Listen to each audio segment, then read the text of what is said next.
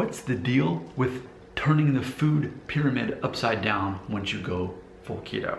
Hi, in case you're new to this channel, I'm Slick Nick, your personal keto bro, and no, I'm not a doctor, dietitian, nutritionist, or personal trainer, nothing respectable. Instead, I have a master in bro science. I'm experimenting on myself. This is my research. I'm determining whether this whole keto thing is everything it's cracked up to be by the people who actually do it. Not the people who criticize it, but the people who actually do it. In real time, you're getting to see my progress. I'm several months into it now. I'm very happy. I love doing this. Let's talk about the food pyramid. One of the things that was crucial in getting me to go full keto which my definition of full keto means consuming between 25 and 50 grams of carbohydrates a day. Therefore, not allowing my insulin to really spike much at all. Of course, I do fasting as well, so it's only spiking at the end of the day when it does spike, where I've burned most of my own fat or fat I've consumed for my own fuel for my body. And see, trainers hate it when I say that. You know why?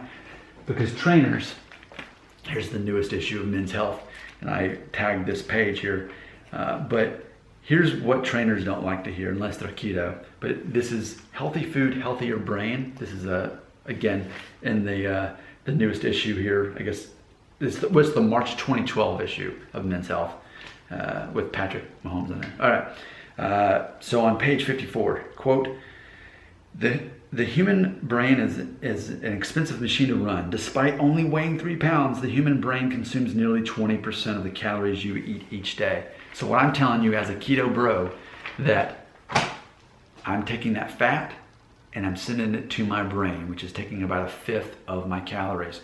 So let's get a visual of this food pyramid. So what I was going back to, so Amazon Prime, there's something called Fat Fiction, a documentary, and it was crucial in getting me to go full keto. Because in that, they pointed out that keto is ultimately an upside down food pyramid. So let's just go ahead and take a look at this so that we all can literally be on the same page. All right, they're showing you my phone. I'm gonna let that zoom in there.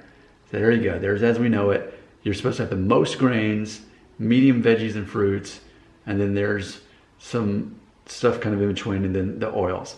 But see, with keto, you switch it upside down, and well, my phone won't allow me to, but ultimately as I come back into focus here, so ultimately grains would be at the top, where ultimately I don't eat any grains really. So my carbohydrates are gonna come from some fruit, like blueberries, pretty much blueberries. They're gonna come from my vegetables as well. But really, when I look at this food chain, here's what it would mean. It means the very bottom layer is fat, and I'm talking butter. I'm talking about olive oil. I'm talking about olives. I'm talking about cheese.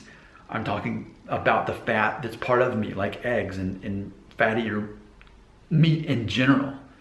So when I eat meat, I'm looking for a decent amount of protein, but I want to make sure that ideally, in theory, it's got just as much fat as it does protein. That's the kind of meat that I'm chasing.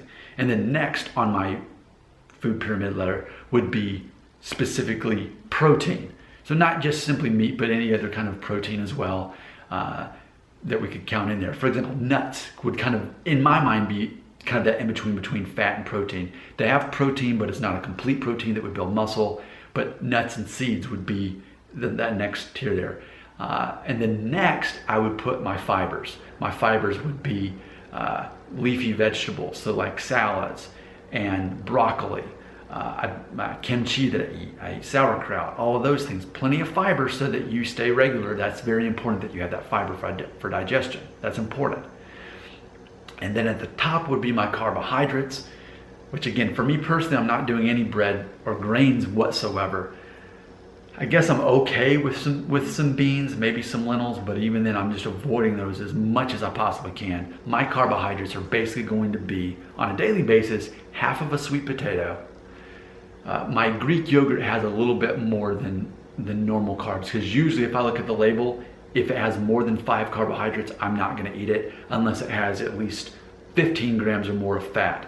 So Greek yogurt has a little bit more higher scale on the carbs.